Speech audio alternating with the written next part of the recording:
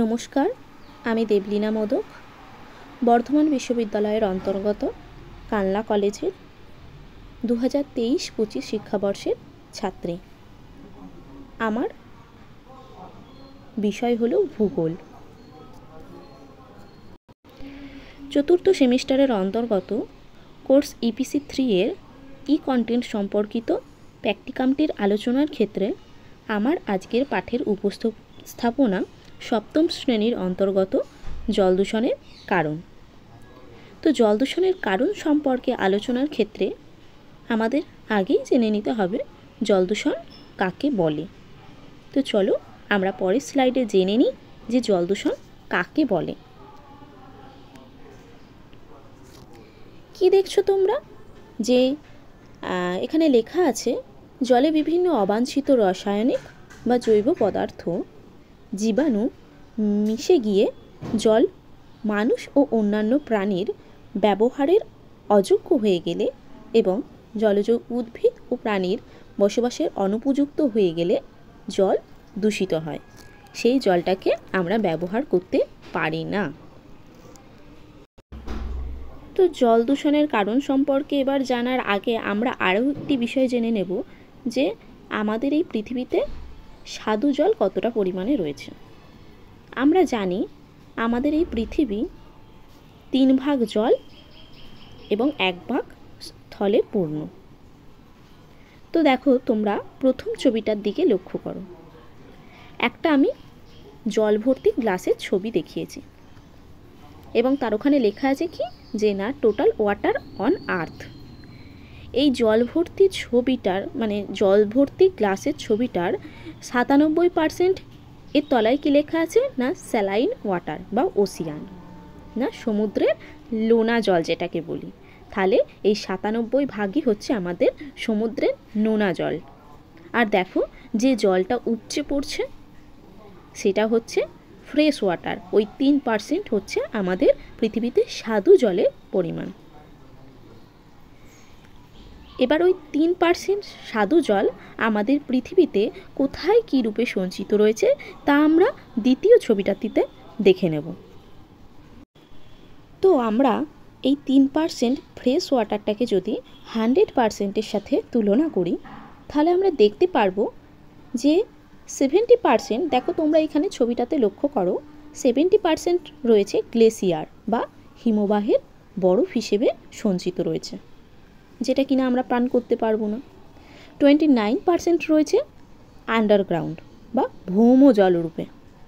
আর কি না 1% রয়েছে রিভার অ্যান্ড লেকস, নদী সমুদ্র নয়, নদী, পুকুর, নালা এইখানে সঞ্চিত রয়েছে। এবং ওই 1% জলটাই আমরা পান করতে পারি। আমাদের পানীয় জলের উৎস হচ্ছে ওই 1% স্বাদু জল। তো আমরা আমাদের স্বাদু জলের পরিমাণ জেনে নিলাম। এর পরবর্তী ক্ষেত্রে আমরা জল দূষণের কারণগুলি সম্পর্কে আলোচনা করব। তো পরের স্লাইডে আমরা দেখি জল দূষণের প্রথম কী কারণ। তো তোমরা দেখতে পাচ্ছ জল দূষণের প্রথম কারণের মধ্যে প্রথমেই আছে শিল্প কারখানা থেকে জল দূষণ। দেখো কি লেখা আছে না পেট্রোরাসায়নিক শিল্পে, পলিথিন প্লাস্টিক শিল্পে, জ্বালানি শিল্পে, খনিজ তেল পরিশোধন শিল্পে, বিভিন্ন রকম যানবাহন নির্মাণ, ছোট ও মাঝারি ইলেকট্রিক্যাল এবং ইঞ্জিনিয়ারিং শিল্পে প্রচুর পরিমাণে দূষিত রাসায়নিক পদার্থ যেমন কি না অ্যামোনিয়া, ক্লোরিন, ফেনল, সায়ানাইড এবং বিভিন্ন ধাতু যেমন জিঙ্ক, পারদ, সীসা প্রভৃতি নালা ও নর্দমা দিয়ে নদী বা সমুদ্রের জলে মিশে আমাদের এই জলকে দূষিত করছে। পাশের ছবিটাতে দেখো তোমরা যে কোনো একটা হয়তো পেট্রোরাসায়নিক শিল্পে কিংবা কোনো একটা ধরো শিল্প কারখানা থেকে কি করছে না জলটা পুকুরের জল কিংবা খাল বিল দেখো সেইখানে ফেলে দিচ্ছে জলটা, আমরা দেখতে পাচ্ছি ছবিতে লক্ষ্য করছি। এইভাবে আমাদের শিল্প কারখানা থেকে জল দূষণ সংঘটিত হচ্ছে। তো পরবর্তী কী কারণ হতে পারে দেখে নিই পরবর্তী স্লাইডে। দ্বিতীয় পয়েন্ট হচ্ছে গৃহস্থালী থেকে জল দূষণ। তো এই ছবিটার দিকে তোমরা লক্ষ্য করো, কি দেখতে পাচ্ছ না একজন মহিলা যিনি কিনা বাসন মাজছে, একজন মহিলা যিনি কিনা কাপড় কাচ্ছে এবং একজন মহিলা সেই জলটা নিচ্ছে, মানে বালতি দিয়ে এই জলটা নিচ্ছে। এছাড়াও তোমরা বাড়িতে দেখতে পারবে যে দেখো তোমরা ইভেনলি যে বাড়িতে যখন পুজো আজা হয় সেই পুজো আজার ফুলগুলো মারা কিংবা পরিবারের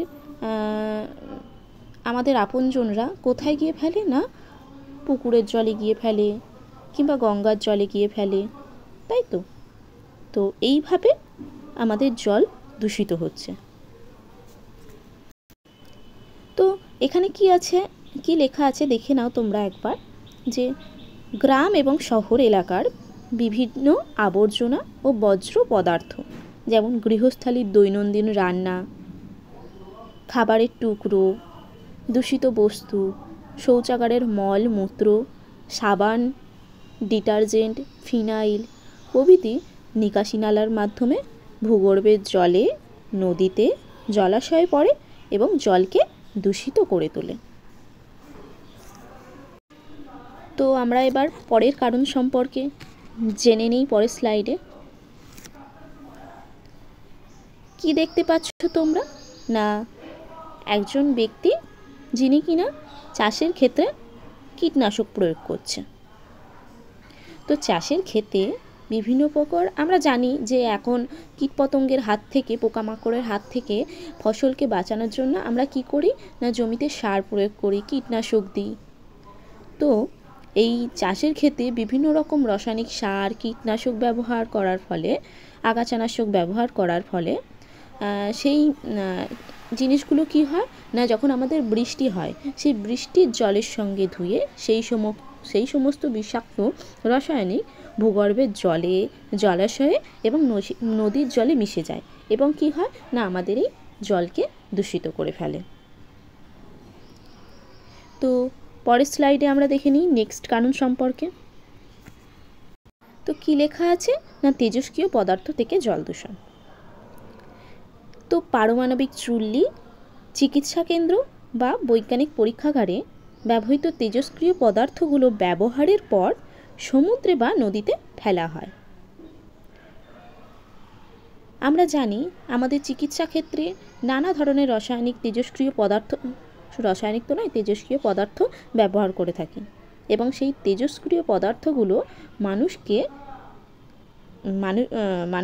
মানুষের শরীর খারাপ করে দিতে পারে প্রত্যক্ষভাবে।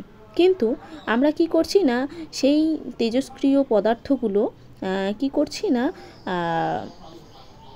জলের মধ্যে এসে ফেলে দিচ্ছি। এর ফলে কি হচ্ছে না পরোক্ষভাবে আমাদের জল দূষণ ঘটছে। মানে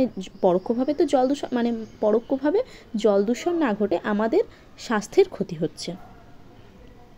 জল দূষণ হওয়া মানে আমাদের সঙ্গে রিলেটেড স্বাস্থ্যের ক্ষতি হওয়া।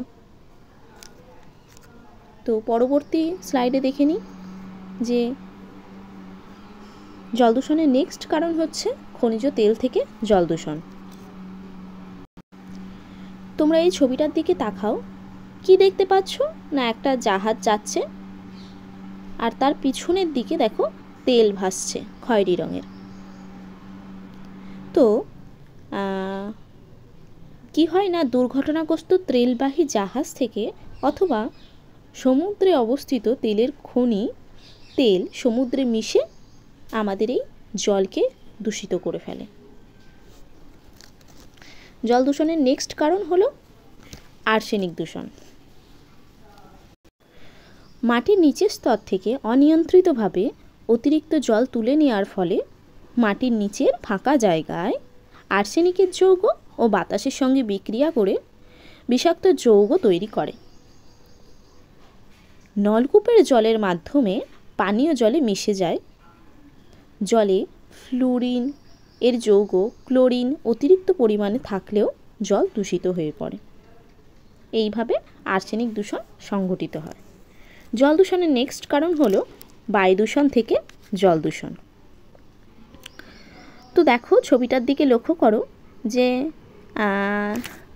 কি দেখা যাচ্ছে না, অনেক কলকারখানা রয়েছে, সেখান থেকে ধোঁয়াগুলো আমাদের পরিবেশে ছড়িয়ে যাচ্ছে, তাই তো। তো এবার লেখার দিকে আমরা ফিরে আসি। কি লেখা আছে না, কলকারখানা এবং যানবাহনের ধোঁয়ার মাধ্যমে বাতাসে সালফার ডাইঅক্সাইড, নাইট্রোজেনের অক্সাইড, কার্বন মনোক্সাইড ইত্যাদি জমা হয় এবং সেগুলো কি হয় না, বৃষ্টির জলের সাথে সালফার ডাইঅক্সাইড ও নাইট্রোজেন ডাইঅক্সাইড বিক্রিয়া করে বিভিন্ন জলাশয়ের জলকে আম্লিক করে দেয়। যখন বৃষ্টি হয় তখন সেই সালফার ডাইঅক্সাইড, নাইট্রোজেনের ডাইঅক্সাইডগুলো তো বৃষ্টির জলের সঙ্গে ঝরে পড়ে এবং জলাশয়ের জলকে স্বাভাবিকভাবেই আম্লিক করে তোলে। তো আমরা এখন দেখতে পাই যে অ্যাসিড বৃষ্টি হচ্ছে। তো অ্যাসিড বৃষ্টির ক্ষেত্রে কিন্তু এই বায়ু দূষণ থেকে জল দূষণেরই সবথেকে গুরুত্বপূর্ণ ভূমিকা। বায়ুই আমাদের এই জলকে দূষিত করছে এবং অ্যাসিড বৃষ্টি ঘটাচ্ছে। পরবর্তী কী কারণ না, তাপীয় দূষণ। তো তাপবিদ্যুৎ কেন্দ্র, পারমাণবিক বিদ্যুৎ কেন্দ্র, কারখানার ব্যবহৃত উষ্ণ দূষিত বজ্র জল সরাসরি জলে এবং নদীতে মিশে জলের অক্সিজেনের পরিমাণ কমিয়ে দেয় এবং জলকে দূষণ ঘটায়। হয়তো সেই জলটা যদি আমরা সরাসরি না ফেলে ঠান্ডা করে যদি আমরা ফেলি, দূষণের পরিমাণ কিছুটা হলেও কমতে পারে। তো আজকে এইটুকুই।